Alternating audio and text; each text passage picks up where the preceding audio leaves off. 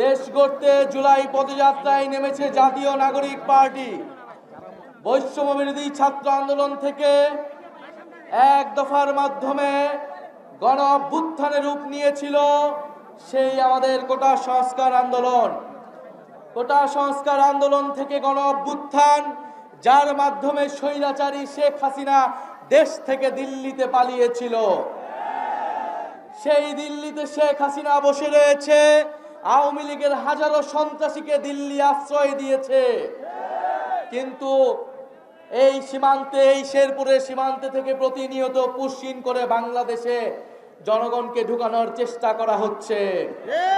আমরা এই পুশিনের বিরোধিতা করেছি। আমরা ভারত সরকারকে স্পষ্টভাবে বলেছি যে সীমান্তে কোনো হত্যাকাণ্ড আমরা মেনে নেব না, সীমান্তে কোনো পুশিন আমরা মেনে নেব না। প্রিয় সংগ্রামী বন্ধুগণ, আমরা এও বলেছি পুশিন করতে হলে আওয়ামী লীগের সন্ত্রাসীদের পুশিন করুন, শেখ হাসিনাকে পুশিন করুন। আমরা বিচারের মাধ্যমে শেখ হাসিনা সহ আওয়ামী লীগকে কাঠগড়ায় দাঁড়া করাবো। প্রিয় সংগ্রামী শেরপুরবাসী, বিচার সংস্কার এবং নতুন সংবিধানের দাবিতে দেশব্যাপী জুলাই পদযাত্রা হচ্ছে। জুলাই গণ অভ্যুত্থানের 1 বছরের মধ্যেও আমরা এখনো দৃশ্যমান বিচার দেখিনি। আওয়ামী লীগের দোসররা বিভিন্ন জায়গায় রয়ে গিয়েছে, প্রশাসনে ঘাপটি মেরে বসিয়ে রয়েছে।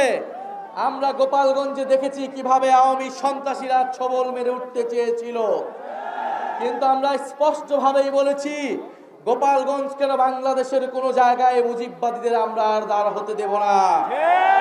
যারা এখনো প্রশাসনে, পুলিশে আওয়ামী লীগের দোসর হিসেবে কাজ করছে, আওয়ামী লীগের সন্ত্রাসীদের, আওয়ামী লীগের এমপিদেরকে প্রশ্রয় দিচ্ছে, তাদের বিরুদ্ধে দুর্বার আন্দোলন গড়ে তুলতে হবে। প্রিয় সংগ্রামী শেরপুরবাসী, আমরা জানি এই শেরপুর জীববৈচিত্র্যময় এলাকা।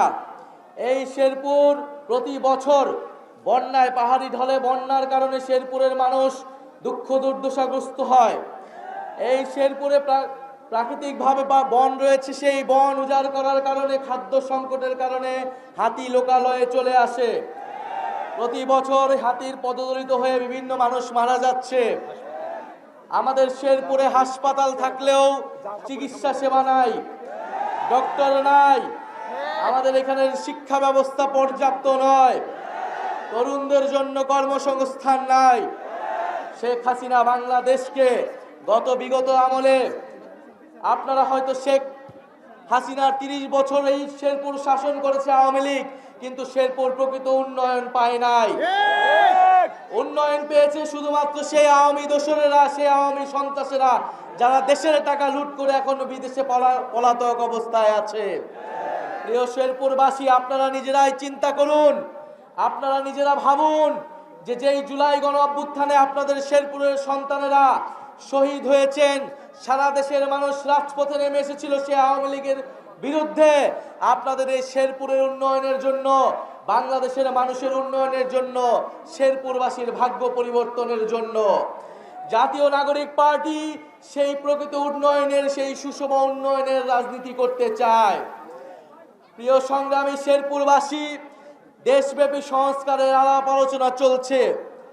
আমরা বলেছি 5ই আগস্টের মধ্যে যে কোনো মূল্যে জুলাই সনদ ঘোষণা করতে হবে, সাথে জুলাই ঘোষণাপত্র ঘোষণা করতে হবে। ঐক্যমত্য কমিশন বলেছে 2-3 দিনের মধ্যেই জুলাই সনদের কার্যক্রম নিশ্চিত করা হবে। আমরাও চাই যদি 5ই আগস্টের মধ্যে যদি এটি ঘোষণা করা না হয়, 3রা আগস্ট আমরা ঢাকায় আসছি। ঢাকায় আমরা কিন্তু জুলাই সনদ ঘোষণাপত্র আদায় না করে ঢাকার শহীদ মিনার আমরা ছাড়ব না। জুলাই সনদে আমরা বলেছি যেই কারণে একটি স্বৈরাচারী রাষ্ট্র ব্যবস্থা তৈরি হলো, সেই রাষ্ট্রের সংস্কার করতে হবে, গণতন্ত্র প্রতিষ্ঠা করতে হবে।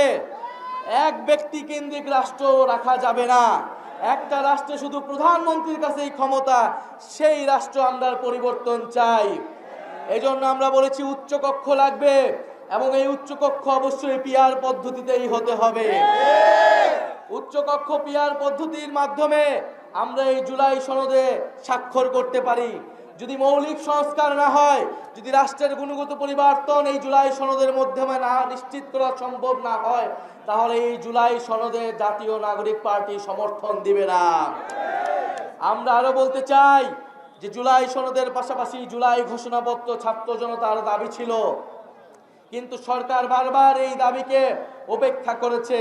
কিন্তু এবার ৩রা আগস্ট সেই দাবি উপেক্ষা করার কোনো সুযোগ আমরা দেব না।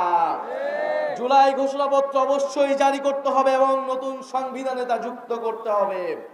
প্রিয় সংগ্রামী শেরপুরবাসী, আপনারা জানেন জাতীয় নাগরিক পার্টি বিচার সংস্কার এবং নতুন সংবিধানের দাবিতে ৩রা আগস্ট জড়ো হচ্ছে। আপনাদেরকে আমন্ত্রণ জানাচ্ছি। ইনকিলাব, ইনকিলাব, জিন্দাবাদ, জিন্দাবাদ।